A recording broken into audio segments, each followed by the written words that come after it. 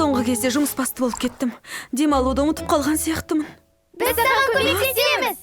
Уайымдама, мам. Саған қалай демалуды үйретеміз. Я, бізге сенім артсаң болады. Дұрыс айтасыңдар балалар. Алдымен киім ауыстырып алғаның абзал. Ботақаным ау, меніңше бұл іске аспа. Осында екенсің ғой. Қара, төрт бұрышның бәрін таптым. Тіпті шеттерін таба...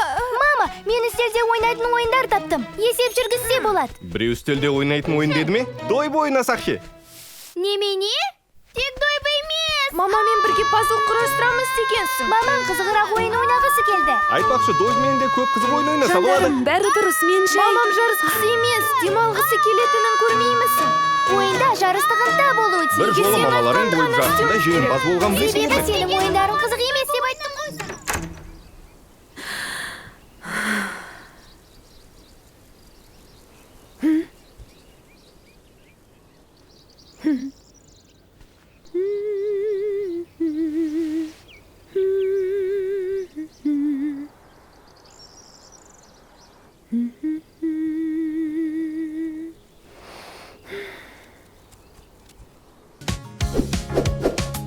Жазылып, қоңырауды басыңыздар.